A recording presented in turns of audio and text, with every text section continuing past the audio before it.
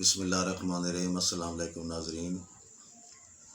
ناظرین، جیسے کہ آپ کو پتہ ہے کہ ہمارے ملک میں جتنی تباہی سیلاب کی وجہ سے ہوئی ہے پہلی دفعہ، خاص طور پر بلوچستان اور سندھ میں اور پنجاب کے کچھ حصوں میں بہت،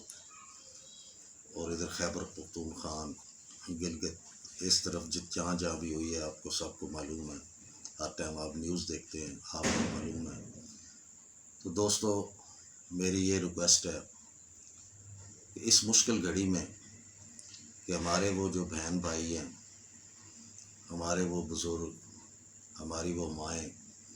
جو رات دن سڑکوں پر گزار رہے ہیں، جن کے پاس اس وقت نہ رہنے کے لیے وہ مکان رہے ہیں، نہ کھانے کے لیے راشن رہا ہے، یہاں تک کہ جب پانی یا سیلاب آتے ہیں بیماریاں پھیل جاتی ہیں بہت زیادہ، اور علاج کے لیے ان کے پاس کوئی ایسی دوائیاں وغیرہ بھی ابھی تک نہیں پہنچی۔ تو ہمیں یہ چاہیے کہ اس مشکل گھڑی میں، چاہے آپ لوگ خود بھی مشکل میں ہیں یا مشکل حالات ہیں جیسے، اس میں کے باوجود بھی گھر میں جو آپ کے بچیوں کے پرانے کپڑے ہیں، اگر آپ نئے نہیں لے کے دے سکتے، جن کو توفیق ہے وہ تو نئے لے کے دیں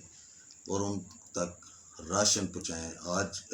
کل جیسے یہ سیلاب کی وجہ سے ہر چھوٹے بڑے شہر میں یہ کیمپ لگے ہوئے ہیں،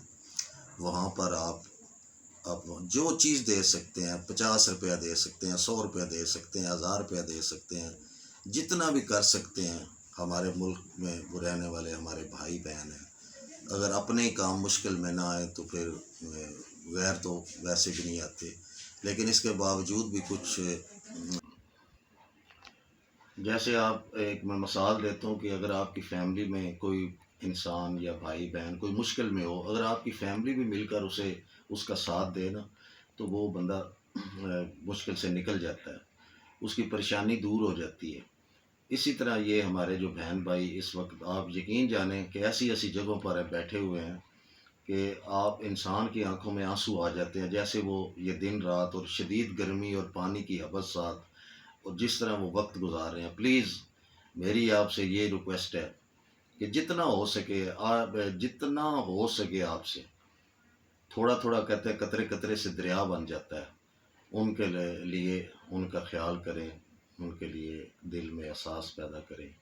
اور کافی لوگ کر بھی رہے ہیں، لیکن جو مزید ہیں ان سے بھی ریکویسٹ ہے کہ اس مشکل گھڑی میں اگر ہم ہی ان کا ساتھ نہیں دیں گے تو پھر کون دے گا۔ میرا یہی میسج ہے کہ پلیز ان کے لیے جتنا کا آپ کر سکتے ہیں ضرور کریں۔ ہمیشہ خوش رہیں، دوسروں کو بھی خوش رکھیں اور ہمیں بھی دعاؤں میں یاد رکھیں۔ اللہ حافظ۔